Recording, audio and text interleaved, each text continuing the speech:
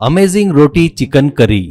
बिलासपुर नामक गांव में मुन्ना अपनी पत्नी जमुना और अपनी बच्ची रम्या के साथ रहता था। रम्या बहुत ही सुंदर और बुद्धिमान थी। वो क्लास में हमेशा फर्स्ट आती थी। वो हमेशा कुछ नया सीखने की, नया करने की इच्छा रखती थी।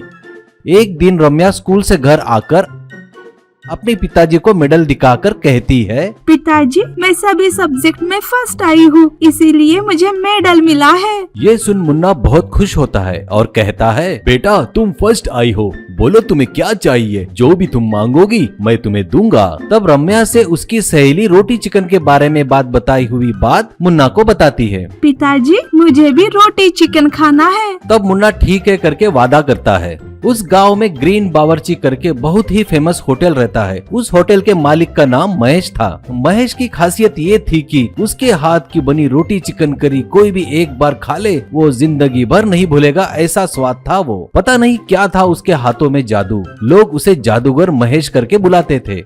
एक दिन रम्या अपने पिताजी के साथ ग्रीन बावर्ची होटल में जाती है। वहाँ रम्या महेश को रोटी चिकन करी बनाते हुए देखती है। रमेश पहले तवे को गर्म करने के लिए रखता है। उसके बाद 2 अंडे फोड़कर एक कटोरी में डालता है। उसे अच्छे से फेंटता है। उसमें मिर्ची मसाले डालता है और एक ऑमलेट बनाता है। फिर एक रोटी बनाता है। उस रोटी में चिकन करी डालता है। उसके ऊपर बने हुए ऑमलेट को रखता है। अब तवे पर बटर लगाकर उसे उस रोटी को अच्छे से सेकता है और उसके 4 पीस करके सर्व करता है। ये देख रम्या को बड़ा आश्चर्य हुआ और वो खाकर वो तो एकदम अचंभित रह गई। तुरंत रम्या वहाँ से महेश के पास जाकर, अंकल, इतना मस्त रोटी चिकन करी बनाया है, इसका सीक्रेट क्या है? ऐसा पूछती है। महेश प्यारी मुस्कान के साथ, इस होटल में रहस्य है, ये सभी को बता नहीं सकते, वो बहुत मेहनत करके पता लगाना होता है, ऐसा कहता है। वो बात सुनकर रम्या, भले ही आप मत बताइए, पर मैं जरूर पता लगाऊंगी। ये सुन महेश हंसता है। अगले दिन रम्या स्कूल छूटने के बाद सीधे होटल के पास जाती है और वो रोटी कैसे बना रहा है ये देखती है।